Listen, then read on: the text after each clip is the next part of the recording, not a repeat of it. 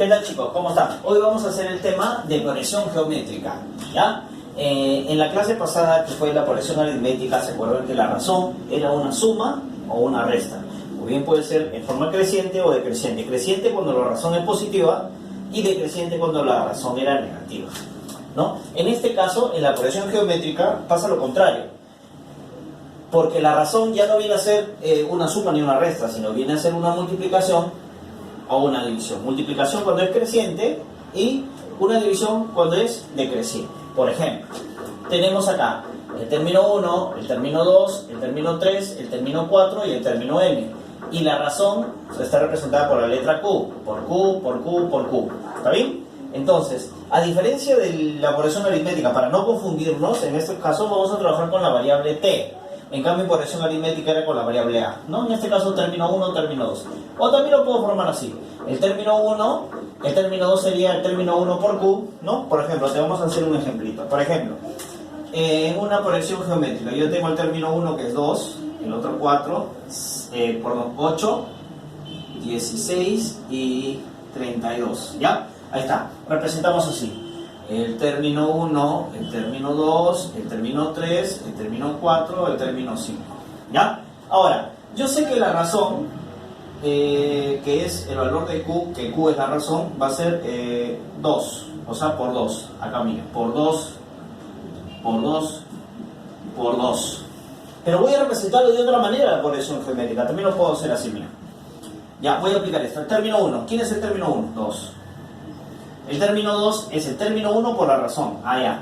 Término 1 por la razón. Y la razón es 2. Entonces 2 por 2, 4. ¿Cómo hay el término 3? El término 3 es el término 1 por Q al cuadrado. Término 1 que es 2 por la razón al cuadrado sería 2 al cuadrado. 2 al cuadrado, 4 por 2, 8.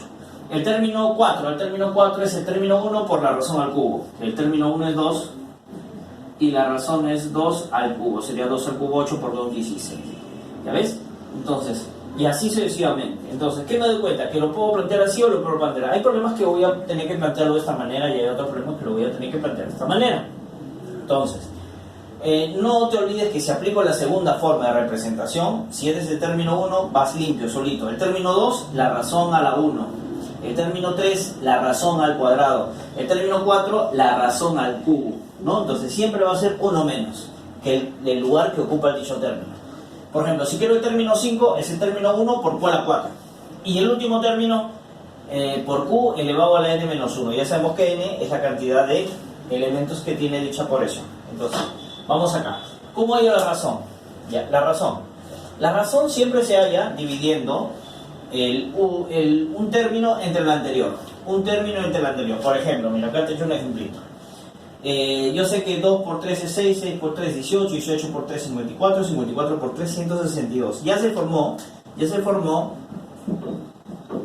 la progresión geométrica. Entonces, si te das cuenta, la razón es por 3, pero hay una forma de comprobar y en este caso vamos a hacer dividiendo. Divido el segundo término entre el primero. Ahí está, mira, el término 2 entre el término 6 entre 2 te da 3. Divido el término 3 entre el término 2, ¿no? Siempre un término dividido entre el anterior. Si es el término 20, para allá la razón sería el término 20 entre el término 19, ¿no? 18 entre 6, ahí está. Y luego sigue 54 entre 18, ahí está. Y luego sigue 162 entre 54, ahí está. ¿Ves? En todos los casos, pues la razón siempre va a ser la misma, ¿ya? Siempre va a ser la misma, no puede ser diferente, ¿no? 6 entre 2, 18 entre 6, 54 entre 18, 162, siempre te va a salir la misma. Y siempre es un término dividido entre el anterior. No te olvides eso. La fórmula general. Si la fórmula general ya está representada por esto, que el último término, Tn, es el último término, es igual al término 1, que es el T1, que ya sabemos, solo que en la progresión aritmética era con la letra A, acá con la letra T. Q viene a ser la razón. Y n es el número de elementos que tiene dicha progresión geométrica. Entonces yo para allá, el término que yo quiero, por ejemplo, ponte que tu progresión geométrica tenga 20 términos. Entonces voy a hallar, si quiero hallar el último término, n sería t20, t sub 20. Pero si yo quiero hallar el quinto término, sería t sub 5, ¿no? Y n tendría que ser 5, ¿no? N se comporta conforme los términos que tenga. Si yo quiero hallar el término 8, n va a tener que ser 8. Si yo quiero el término 15, n va a tener que ser 15, ¿no? Entonces, el término que yo quiero, o el último término, es igual al término 1 multiplicado por la razón elevado a la potencia del número de términos menos 1. Si tú quieres hallar el término central en una progresión geométrica, o sea, el término que está en el medio, primero n tiene que ser impar. ¿Y a qué se refiere con n tiene que ser impar? Que, por ejemplo, si tiene 20 términos, n no es impar. Entonces, como hay 20 términos, no va a haber término central. ¿Cómo va a ser 10 términos, si no va a haber ninguno en el medio? Pero si tiene 21 términos, sí se puede hallar el término central, porque 21, si son 21 elementos, el término 11 estaría en el medio de los dos, en el medio de esa cantidad de términos. Entonces, para hallar el término central, tengo la siguiente formulita, que es igual a la raíz cuadrada de la multiplicación del primer término por el último.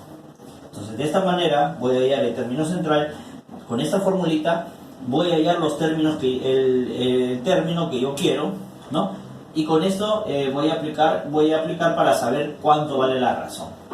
¿Ya? Tengo dos formas de expresar la progresión geométrica, de esta manera y de esta manera, ¿no?